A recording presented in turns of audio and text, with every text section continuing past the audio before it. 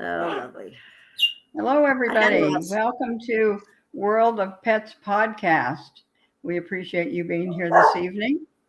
And we want our pets to live as long as possible, but we also want them to live having a good quality of life. So we feel that we've found some products that will facilitate that. But really, what we want to do with this podcast is to discover all things about pets, to laugh and to cry with them, and just share information.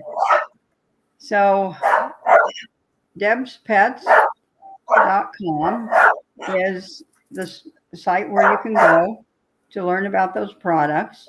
And we actually appreciate that and appreciate you at finding out more information. If you would like to contact me directly, and the information to LinkedIn will be further in the program.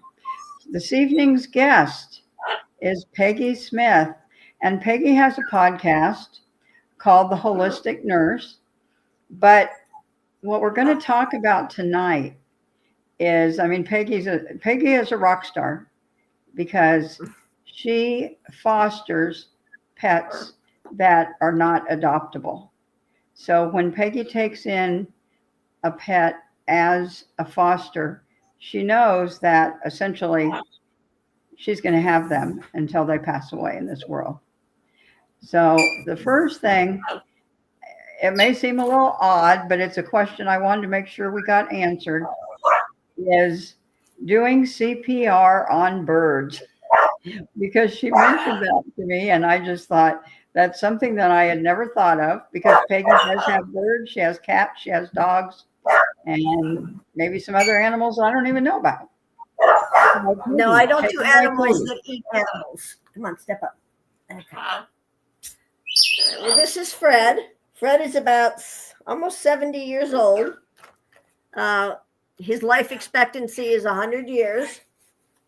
As you can see, he's kind of got a lot of plucked feathers missing, but we have a lot of hair missing when we get up to that age too. But for a bird like this, when they're plucking, it's usually because of anxiety, and he's been through a lot of trauma. He used to be a mascot at a local pet store, and when it went bankrupt, a teenager that was working in the store, the owner asked her if her parents would take Fred, because the creditors were taking the animals to sell for the debt. Oh, wow. So Fred has a job. For years, he actually was at the pet store greeting people. And about 5 years ago, I was seeing a human patient in the neighborhood where that pet store used to be. And I saw a picture of Fred in this man's bedroom. And I said, "Why do you have a picture of Fred?" He says, "You know Fred?" Well, it turned out that back when his kids were little, 30 years prior, he used to bring them 3 times a week to the pet store just to sit on the bench and talk to Fred. So, Lucky, you'll get a chance to. Just wait a minute. So what we did, after I was done my nursing part, I went home and got Fred, because usually when I go to the pet stores, Fred comes with me and he talks to the people.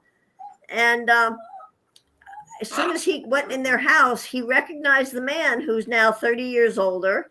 And one of his boys, who was only 5 at the time, when he said hello to Fred, Fred recognized him. Nobody cares about your big wings. When Fred wants to show that he's the boss, he's dominant, he shows you his beat up old wings. All right, Fred. He's a green wing macaw and has a beak like a can opener. And Fred is probably Fred is actually a girl. We didn't know that until she started laying eggs. They're unfertilized, of course. And when you have a bird that has an unfertilized egg, they go through their cycles. You can't take the egg away right away, because they actually go into like a postpartum depression. They will continue making eggs to sit on, because that's what the hormones are telling them they have to do. So I have to let the eggs sit there until they rot. Some people take them out right away and put like a porcelain egg, which is usually not as big as a parrot egg, or it's bigger rather, or they'll put like Easter eggs, that you have that you fill with candy, put that there. But unless you get a white one, he knows it's not his egg. You say hello. Can you say hi? I know you want to talk too, Frederica. We have two parrots. We have an African gray. Before I finish talking, Fred's going to dance for you, I think. His favorite song, and I guess credit goes to the person. What are you going to do? Can you dance? That's his favorite song.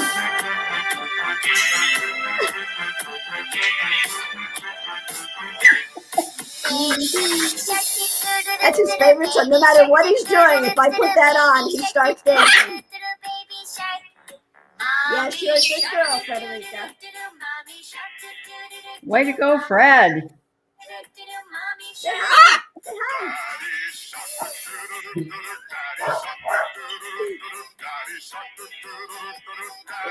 You're on TV. Sorry, Fred, I didn't mean to interrupt your dancing. Okay, what? Yeah, I know he doesn't like it when the music comes off. During the day when I'm not home, I put Parrot Town on YouTube on. It plays 24 hours a day. And if I go up to the TV and actually pet one of the birds, both birds get very jealous and they start squawking and telling me to stop. No, the dogs can't bother you.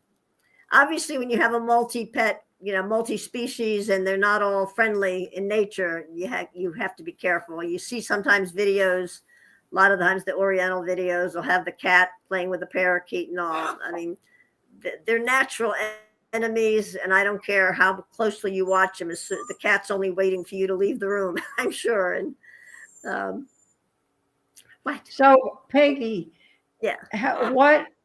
How did you end up? You said that that somebody's parents were going to take Fred, and then how did you end up with Fred? The couple is now in their late 70s and not very healthy. It turned out they only lived a mile from me, but they had advertised on Nextdoor, free bird to a good home. I just didn't have a picture because they're not very computer savvy. Are you still dancing? Okay, I'll dance. But I saw comments like, "Oh, isn't that an expensive bird?" And I was not looking for a bird by any means, but I was just so afraid somebody was going to buy him just to sell them on the black market or whatever. We do have a couple bird rescues in this area, but just like all rescues, they're overwhelmed. And usually when you take an older bird that's been with somebody for years, and in this case, it had been a good 40 years, I think, that they were with that couple. The couple is still alive, and they only live a mile away. So when the weather's good, Fred goes over and visits, and he remembers them. He'll say, "Hi, I'm Fred." You say, "Hi, you're Fred?" You don't know why people are talking to you on the screen, do you? You're trying to figure it out. Yeah. But Fred likes to play guitar too. Every time I have my guitar out, he breaks a string. Sometimes he'll say "oops" when I yell at him. But they're very hard normally to bond with somebody after they've been with owners, human people, for years. You write on the computer. Okay. Mm-hmm. And I was very lucky. I don't know whether he just naturally knew she was in a safe place, but they told me that she liked strawberries. So I was ready for strawberries, and I said, "Here, Fred, you want a strawberry?" And he goes, "This is good." First time he's in my house. And at that time, I had a different African gray. His name was Big Bird. I now have the African gray that lived with Fred for 40 years. My other one passed away of a heart attack. But when I said, "Fred, can I have some?" He goes, "Nope." And out of the blue, Big Bird says, "Hey, Fred." And he goes, "What?" He says, "You got any peanuts?" He says, "No, just strawberries." And, I didn't even realize how smart birds were because birds, they say call them bird brain, which is not a nice name to call a human. They can call me bird brain all they want because it means you're very intelligent. And, the phrase "eat like a bird," well, I quickly learned that birds have to eat 10 times their body weight every day. Can you imagine if we ate 10 times our body weight? But really, if you think about it, if we're 180 pounds and we're doing 1,800 calories, it's kind of a similar thing. But a lot of people don't know is birdseed is bad for birds. It's bad for their cholesterol. What Fred and Frederica eat is they get a fruit salad every day, fresh fruit salad, and they get 2 green salads every day. And they have their small dish of peanuts, not peanuts, but a little bit of bird seed, 'cause that's what they were used to. But they like apples, they like vegetables. There's a few things they don't like, sour things. Like, just to be funny, I gave him a piece of grapefruit one day. He spit it right back at me. And Frederica will just throw it at you just about. Peanuts are actually bad for birds because many of them have mold. You don't know how long they've been in the store and everything. And, I always thought parrots love peanuts. But I think it may have contributed to heart disease to my other bird. But he's still dancing over there on the table. But Fred would probably. So can you satisfy my curiosity then we can move on maybe to the videos, but about the CPR. Don't bite me. That's not nice. Basically, you'd assume that the bird is. He's not going to let me lay him down. All right, come on. Well, you get him on his back, and if he's already, unconscious like a person would be, and then you do chest compressions between the rib bones, just like you do on people. Okay. I've done mouth to mouth on cats and dogs. I don't think I would do it on a bird, especially because one of the ways parrots, at least the larger parrots, show that they love you is they regurgitate on you. It's kind of like the mother bird throwing, chewing up the food and feeding the baby. Well, Fred loves, if I say I love you, he'll come real close and snuggle and throw up on me. Thanks, Fred. But I never realized just how attached they get to people and how much, who would think a bird could be a companion? Right. I've had conures. I used to have one I took to work in a nursing home, and he would play with the medicine cups and pass them out to the residents. It's just amazing. They just like cats. Well, not so much cats, but dogs need to have a job. Birds do too. I mean, Fred, when the weather's good, we go out and just put him on the shopping cart at the pet store, and he just, come see me. My name is Fred. Just like he did when he was in the pet store when he was a younger bird.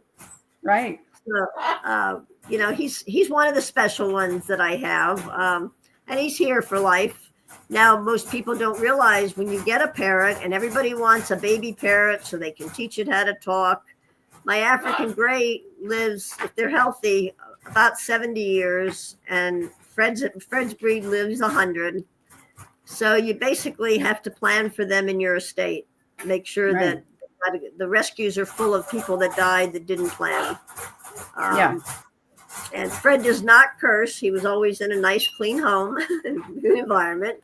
Some people think it's funny now he does know a wolf whistle. Both of them do, because I had a dog sitter a young man who thought it was funny to teach the birds to wolf whistle. It's just amazing how much they know. If I come home and they start meowing really loud, they're telling me that the cats had a fight while I was gone. And I came home one day and the place was just destroyed by the dogs. And I said, "What happened here?" And Fred says, "Bad dog." And so he's like a nanny. She's like a nanny. I can always ask Fred. Now, when I'm away from home, of course, they're in their cages that are like 6 feet tall. They have plenty of room. I could almost fit in there with them. But I have cameras inside my house, not the expensive kind. You can get like 5 or 6 of them at Amazon for $70. And I know what they're doing. I can check on them throughout the day. I had one dog who was fascinated with electric plugs. It was one of the English bulldogs, actually the handicapped one that's no longer here. And I look in the camera, and I had an air purifier. Oh, Fred's going to show you her best end. Really, Fred? I have a feeling she's going to try lay an egg if she's starting to show that. I look in the thing, and Angel was dragging right out of the outlet that had been plugged in and turned on an ongoing electric device. So I quickly called my neighbor, and she unplugged it and moved it. Another time, I had a nice one of those expensive foam dog beds, and there had been a lamp that Sophie. Yeah, I'll introduce you to Sophie in a little bit. Sophie jumped up, knocked it down, and it's laying. It was a cool light bulb, but I was worried about a fire, and I wasn't close enough. So my next door neighbor is retired, and I called her, and she came over, and I said, just put it up on the table if you can, and I'm watching her, and Sophie's getting in the way, trying to stop her. And I yelled at Sophie through the camera because I can talk to them. Good. Come on, step up. Good girl. And I go, bad dog. Sophie jumped up and unplugged the camera. So animals are pretty smart. Yes. Okay. Okay, so shall we go with the slideshow now? Yes, I'll show me some of the pictures, and I'll tell you about the animals. Mostly, a lot of people think that special needs animals are just out of the question. They think of lots of medical bills and medicine and stuff. When you get one from a rescue, they're usually willing to help with the expense. Now, that is our foster from hell. I still have him. This is Lucky. Lucky's going to be, well, he was 2 in January. At 18 months, or by 18 months, he had been in a kill shelter 5 times with 6 different families. He was time stamped, and I didn't know why he was in the shelter, so I just expected to have him for the weekend and take him to Tiny Paws, our local shelter or rescue, and I figured he'd be easy to adopt. Well, he's got PTSD big time. Must have been abused. He's an escape artist. Very clingy, very, a lot of separation. You look like a bald eagle. Yes, it feels good. How'd you know I was hot? And Lucky, Lucky's not going to go to a home because he's on Prozac. He's still, even after a year with me, and this last month was a year, the behavior's still unpredictable. Like, he's basically trained me to anticipate his bad behaviors that are problematic in a new home. And I can't in good faith give him to a family with kids. He's a multi-poo. That's usually an allergy-proof dog, and great for small kids. But something happened, and we're getting to know each other and tolerate each other. But when he does kind of slip and reactively try to bite, he doesn't break my skin. He stops himself, but sometimes it'll scratch. And he's so apologetic about it. He knows he's not supposed to. And he's ready. He's almost like he's ready for me to pack him up and take him back to the shelter after something like. We don't have those incidents too often anymore. Yeah, he's been back so many times that he expects that.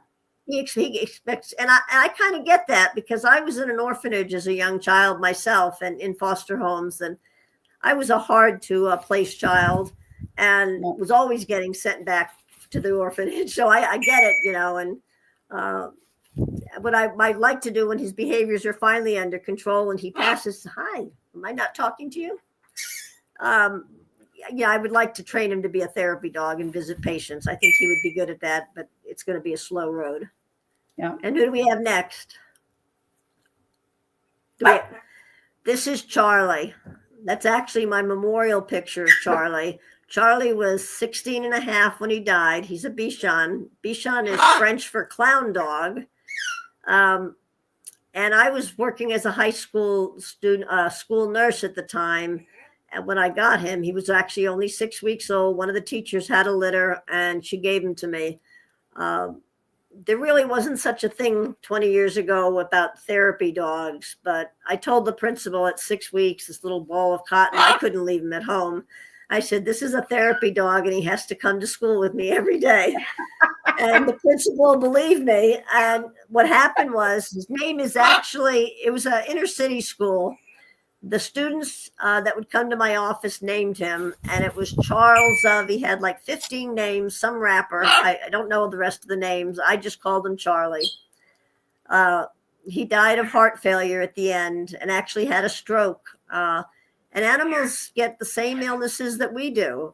And when you have, before I started getting the special needs, my special needs were mainly hospice dogs because I'm a hospice nurse.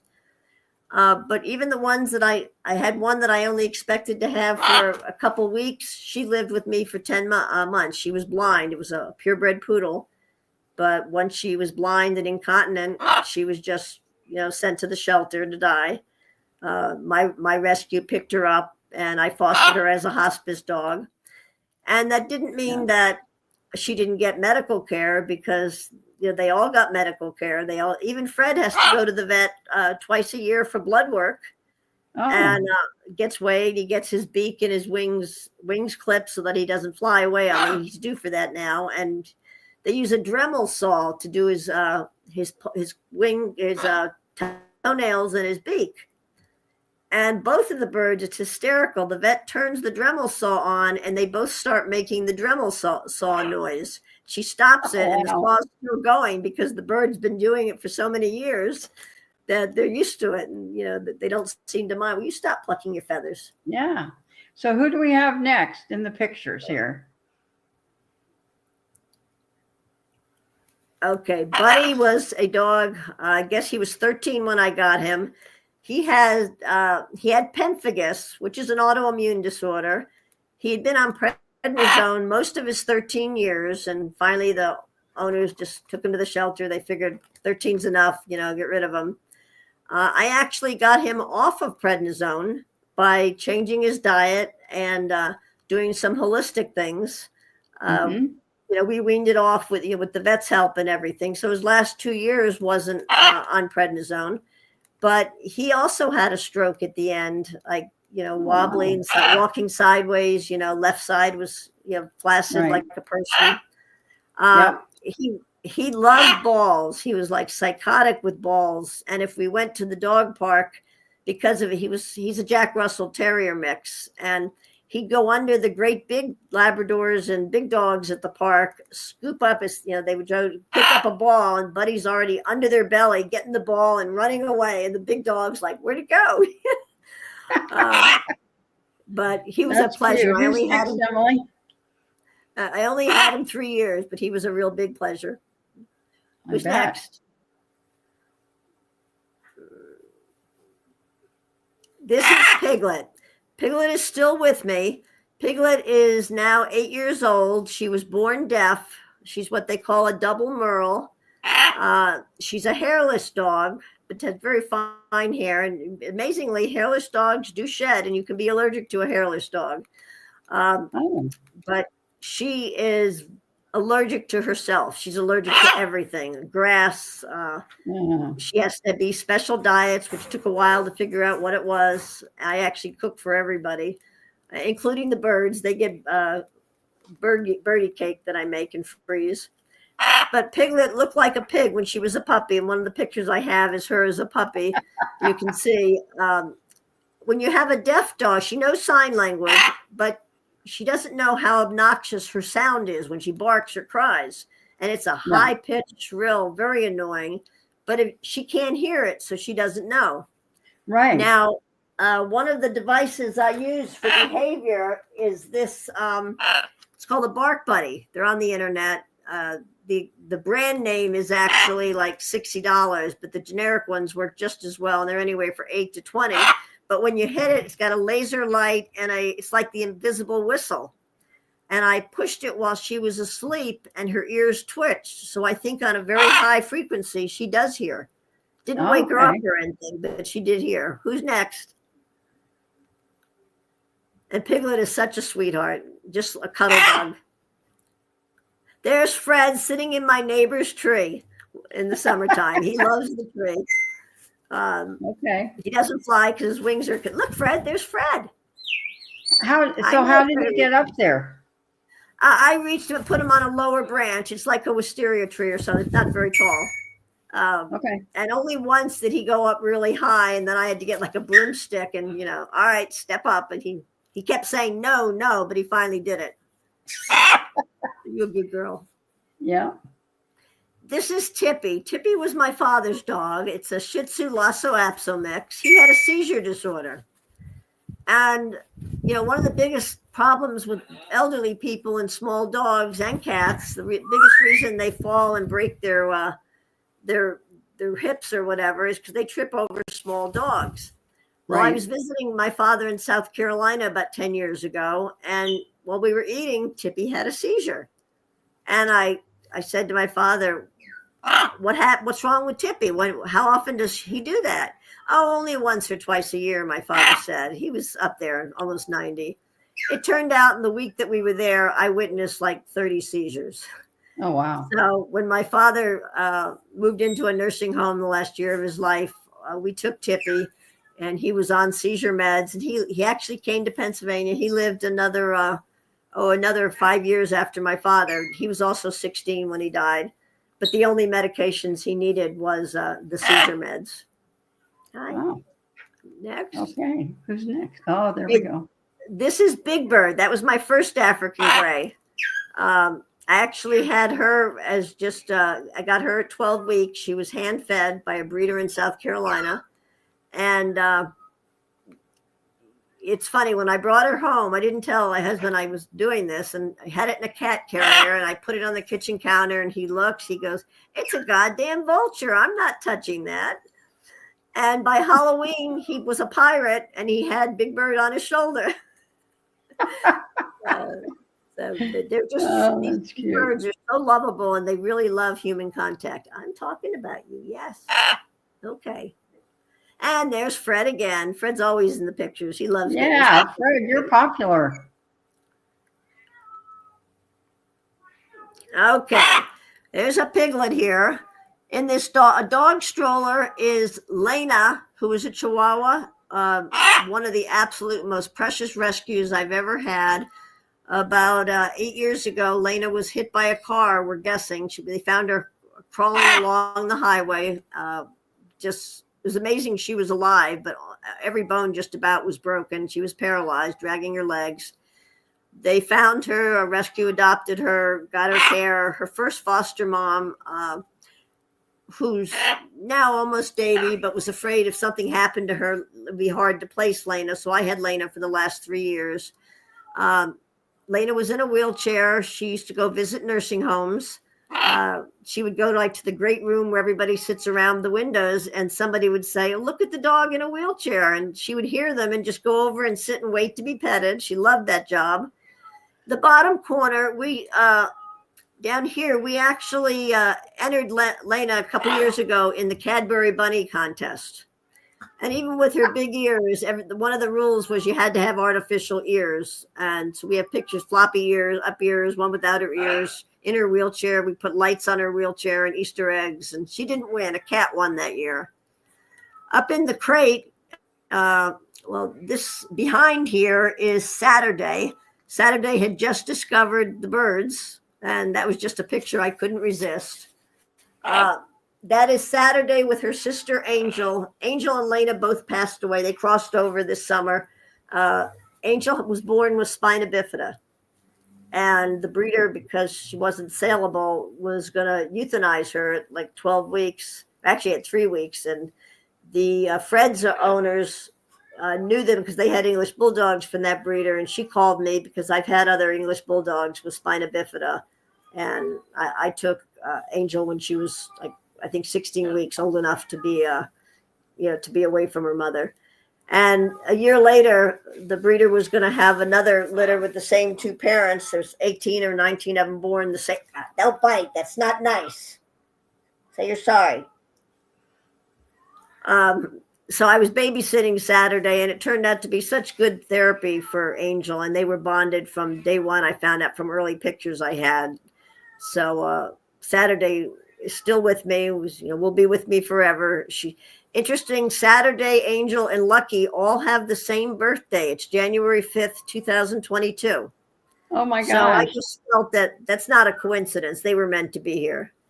But Angel could get along without a wheelchair, dragging her legs, of course. She was feisty. She was actually the alpha dog between the two of them. Oh, wow. But a dog that's handicapped doesn't know they're different. So she just did what she had to do what she wanted to do. And it's just amazing. Yeah. We can go to the next one, Emily. There's Lena. At this point, Lena had lost her eye through an altercation with a cat.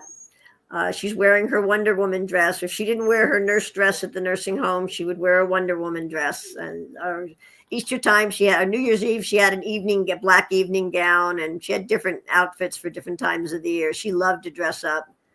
I still had her when I first got Lucky, and because she wore diapers all the time, Lucky used to bring me a diaper for him too. He was jealous and he wanted a diaper. Like she Lena was just absolutely the most precious rescue. And handicapped dogs, they know that they've been given a second chance, and they're just so appreciative.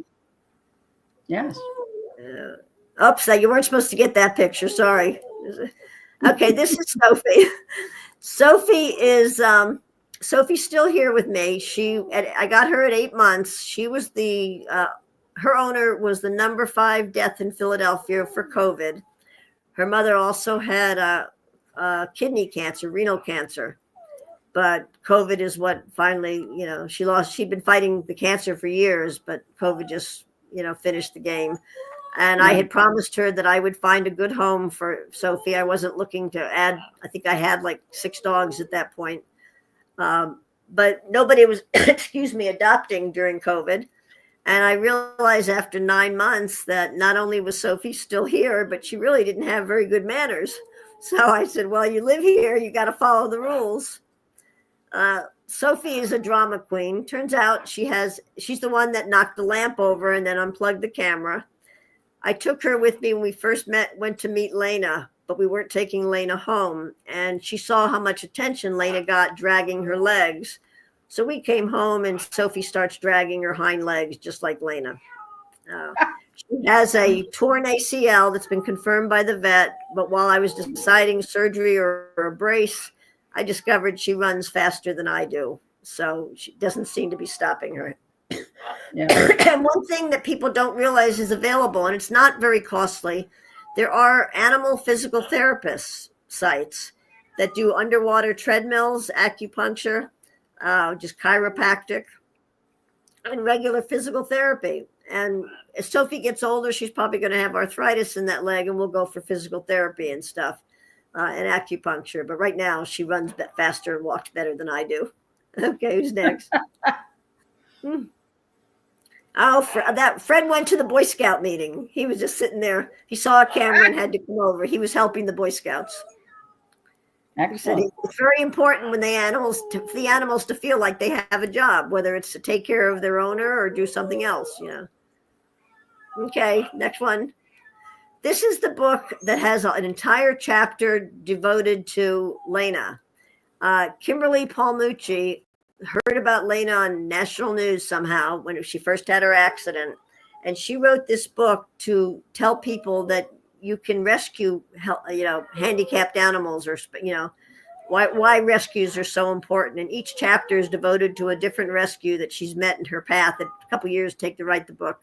And Lena has a whole chapter, and the headline of the chapter is, "And you will walk again." And in the end, Lena was walking. She really wasn't using her wheelchair that much. It was kind of wobbly and twisted, kind of like somebody with cerebral palsy, but she was walking and she was proud of it. She could even run. So she ran like a jackrabbit. Really? She was used to the wheels that her hind legs running with the wheels. So when you take her off the wheels, she ran like as if the wheels were still there, kind of like a jackrabbit. So, Okay, who's next? Lena's famous though. This is Lena. Oh, back up to the other one, please. First, if you could go back to Lena for a minute. No, the other way. Well, I think you got to go back too. I had to go back one more. This is Lena's original foster mom, and she was so devoted. She broke her hip, and Lena will put her nurse outfit on and went to visit her. She even had a little cap and stuff, and she was just such a love bug, and just loved to make people feel good. Okay, now you can advance. The birds actually also go to nursing homes. This was big bird. You can see sitting on someone's lap. This is an experience people don't usually get, but these birds are tame enough that they when they know when they're going in the car, they're going to visit patients. Okay, you can switch to the other one. If now you can see both of them were just in their den. Fred is sitting on that lady's lap on the knee, and Big Bird went over to the the carrier. And then the next picture I think was her husband. Let's see. But they seemed to know. They just seemed, they were talking to the patients, and they seemed to know. You don't bite these people. And if like Fred's happy doing that, and I say, "Come on, step up. Let's go." What are you doing? No, you can't play with wires. Gotta watch you like a baby. It's funny. Sometimes he escapes, goes up the stairs, and gets to the top. He'll go, "Where's Fred? Where's Fred? Peekaboo." Okay, you can switch now. Okay, that was the Easter contest. You can see she had an Easter bonnet, and she had floppy ears, and she just was such a ham. She loved dressing up and posing. Okay. What do we got now? And there's the two sisters. And until they got a little bit bigger, they always stayed together. Saturday really went into a depression when they grieve just like people do when somebody dies. Yeah. Very true. Do you have any others there? I don't remember what I sent you. Let's see. Is that it, Emily? Yep. Okay. So basically, there are ways of having these animals that you would think off the top are these are the animals nobody wants. So, if you have time, it's good for an older person to take an older rescue. A lot of times people don't want to worry about leaving their animal behind. So a lot of times elderly people will rescue an older cat and things like that, because cats live a long time. Birds obviously live a long time. Yeah. There was a cute story when my grandson was 10, and I had Fred with me, and I was in their apartment, and he was, parents was up at different places to live, and Reese was there for his dad's weekend. And I said, Reese, Fred's going to live 100 years, and grandma's already almost 60. I said, and your father said he'll take Fred when grandma dies. I said, but daddy's over 40. I said, if Fred is still around when your dad dies, can you take Fred? And without blinking, he says, well, how soon is daddy dying? And I said, why? He says, I don't think my mother would let me have him. So that's the way a 10-year-old thinks, Yeah. But it really is worthwhile. And this is a good time of year, too, for us to mention, if you're thinking about a pet for the holidays, there's so many pets at the shelters. The no-kill places take as many out as they can to find foster homes for them. Some of the shelters actually do you can have your dog for a weekend just to see what it feels like to have an animal and see if the temperament is right. They do trials in the homes. But these animals are not Christmas gifts. And Easter time, all the chicks, they all actually they get dropped off at the dog shelter. People don't know what to do with these things. Yeah. So it's really important to it should be a family decision, not a surprise. Nobody likes to be surprised when it's something like that. And I remember once my first husband, I forgot what animal I picked up at that time, but I called him up and I said, guess what I'm bringing home? And he said, I hope it doesn't have a heartbeat, because he knew me. Yeah. There are places that will help. They donate dog food and cat food if you're on a strict budget. The way the economy's been, so people get laid off, and a lot of times they lose their homes and they can't take the pets with them. And they don't want to take them to the shelter. They want to find a place. And there's actually a rescue, I think, for just about every breed in the world. So even if you think I only want a purebred dog, well, go to the rescue. You'll even find puppies there sometimes. That is so right. But it's also important to remember things like, who are you looking in the mirror? It's not the mirror, that's the TV. Things like tinsel on a Christmas tree. That can strangulate their bowels and intestines. It's not good. It's bad for cats. It's attractive to cats. It's attractive to dogs and birds. Birds will take it thinking they're going to put it in a nest. Well, it'll screw up their insides, and you'll end up putting the thing down. And you really do have to puppy proof your house, even for cats. I remember coming home one day that I didn't take Charlie to work, and he was only about 6 months old. Well, he had found my bag of yarn, and I couldn't find him anywhere. It was underneath the bed, and he was completely almost strangulating himself. He couldn't move. He just like a straitjacket. And I realized then, we're not puppy proofed yet. It had been a while. I was used to older dogs, and he was the first puppy I'd had in a long time. And the other thing is about pet toys, and the yarn would apply. I mean, even though it's not a pet toy, but anything that has dye like that, the dye comes off, and it is not healthy for the pets. So basically, when you're looking at a toy that's colorful, it's colorful to get the attention of the owner, because the pets don't see the color. And as I said, then the dye comes off, and it's not healthy for them. Yeah. So Peggy, I really appreciate you being here. This was great, and it was really fun to see all the pets and find out about the wheelchairs, etc. And something else too. Definitely love meeting Fred. If you have an older dog with arthritis, whatever, and can't walk anymore, wheelchairs are pretty expensive. But there are a lot of really generous former pet owners that donate their wheelchairs when their pet crosses over. So you don't have to put out a couple $100 to $1,000 for a wheelchair. I personally have, like in my basement, wheelchairs for all sizes of dogs that get donated to me. I saw a dog walking down the street recently. His name was Benny. I found out. I pulled over because he was missing a front leg. He had one wheel attached to his front leg. So I pulled over to talk to the owner. It turns out he has an Instagram page. He was one of the rescues from down south. And because of an accident, they had to cut off the leg. But they use 3D technology now to custom make a wheel for him and a jacket to go on it. And he's so adept at it that if he goes too exuberantly on the, running with the wheel and he topples over, he's able to get back up right side and keep on going. I mean, they're just so resilient, and 3D technology has made it so much less expensive.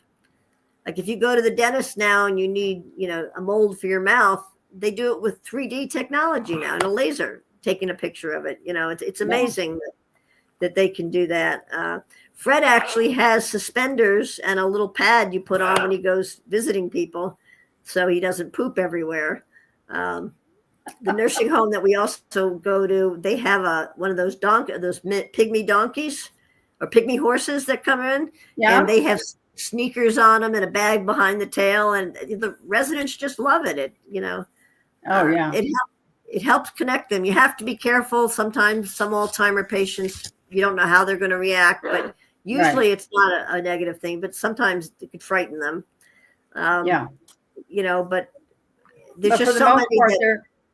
For the most part, they're just so excited because they're able to have even if it's just for a little while, an animal there that they can connect to and that's showing them love and it makes them talk about their earlier years when they had a dog. Me, I always had a dog growing up. My wife didn't like dogs, so we didn't have them as an adult, but they cry when they're around these animals, and the animals just are naturally empathetic with them and understand, and they're just there for whatever the people need. So it's been great being on the show. I'm glad I was able to help you out tonight. Thank you. The resources are out there. Also, Deb's going to have a list of all these plants that are not safe in your home. Don't give anybody for the holidays a Christmas plant unless you know that it's safe for their animals. And we both learned last week that the list is quite more extensive than we thought. So I'll email you that so you have that information. The American Red Cross teaches pet CPR certification. You can learn how to do pet Reiki. Anybody can be trained in that, and that is very helpful when they have arthritis pain and calming down and thunderstorms, things like that. Just like it helps people.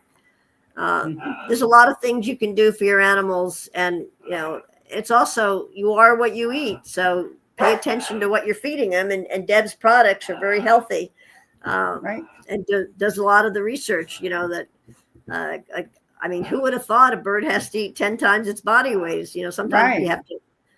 Exactly. But my first therapy dog that I had was a 5-year-old Newfoundland. The prior owners didn't know it was going to get so big. Well, how do you do it? Do your homework before you get a dog. Yeah. Finger was 160 pounds. He was one of the best therapy dogs I had. But the last 3 years prior to I found out about him, he was in the basement because they didn't know what to do with him. He was too big. They kept him in the basement geez. all the time. Yeah. Yeah. And, That's too bad. so if you're having trouble managing, it's not necessarily mean something's wrong with you. Just like not all people get along. Sometimes the fit isn't right. Doesn't mean that there's not an animal out there that can adapt with you, and you can help each other with. But it's no shame if it doesn't work out. Just do your homework a little bit better. There's dog trainers that are available that aren't that expensive, and I had somebody, dog was in a crate like forever, and I said, why is it still in a crate? Oh, well, it's not potty trained, and it was a puppy. Oh my gosh. I said, well, were you that's not potty the trained? dog's fault. That's the owner's fault. So Peggy, thanks a million for coming All today. right, you have a good night. And if I don't talk to you before Thanksgiving, now I can't eat my turkey in front of Fred because he will tell me about it. Yep. All right, everyone. Thanks for joining us. Thank you, Emily, for your help. Okay. Please like, share, and subscribe for the podcast. And just like to add that we do business with thegreatdiscovery.com/DN Hayes. That is one of our sponsors. And then also the World of Ability Podcast Network sponsors us, as well as many other podcasts. The World of Ability podcast is a podcast that showcases people with disabilities and what they actually can show us their abilities, because we don't. I would actually like if you could I'd like to have somebody from that organization come on my other show. That would be line with we can arrange that. We can arrange that. All right. Well, have a good evening. All right, everyone. Thank you. And we will see you next time. Yeah, you can hear Saturday saying goodbye too. Right. Bye, Saturday. Bye, Fred. All right. Bye-bye. Bye-bye.